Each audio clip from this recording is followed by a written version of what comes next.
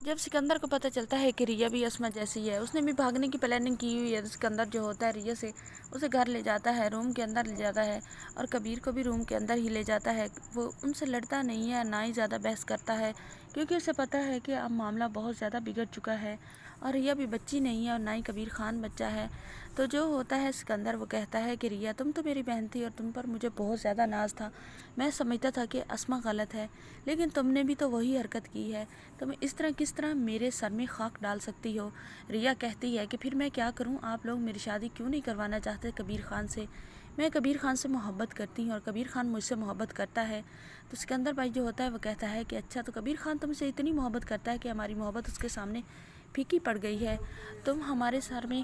خاک ڈال کر کبیر خان کا سر اونچا کرنے کے لیے جا رہی تھی۔ تو ریا جو ہوتی ہے وہ سکندر سے معافی مانگ لیتی ہے، وہ سکندر سے کہتی ہے سکندر بھائی مجھ سے غلطی ہو گئی تھی۔ جب سکندر بھائی دیکھتا ہے کہ ریا نے معافی مانگ لی ہے تو سکندر کا دل بھی نرم پڑ جاتا ہے اور اسے اسما آپا کی وہ گولی چلانا یہ سب یاد آ جاتا ہے۔ تو وہ بھی اب سمجھنے لگتا ہے کہ ریا سچی ہے، اگر وہ یہاں پر زیادہ دیر رہے گی تو اسما اسے کوئی بھی نقصان پہنچا سکتی ہے۔ تو اب جو ہوتا ہے سکندر وہ کہتا ہے ریا سے کہ ریا میں تم سے پرومس کرتا ہوں میں تمہاری شادی کبیر خان سے ہی کرواؤں گا۔ تو ریا جو ہوتی ہے وہ تو بہت زیادہ خوش ہو جاتی ہے، لیکن کبیر خان جو ہے وہ اداس ہو جاتا ہے، کیونکہ اسے پتہ ہے کہ مہابینا اور اس کا مبین بھائی کبھی بھی ریا سے شادی کے لیے نہیں مانیں گے۔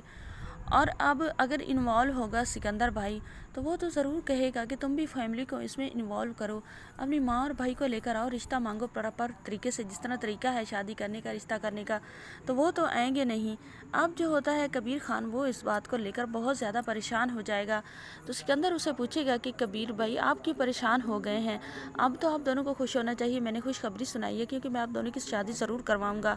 تو جو ہوتا ہے کبیر خان وہ تو اب سارا بتا دیتا ہے، وہ کہتا ہے کہ سکندر بھائی آپ کا بہت شکریہ کہ آپ نے ہمیں اتنی بڑی غلطی پکڑ کر بھی ہمارا ساتھ دینے کا فیصلہ کیا ہے،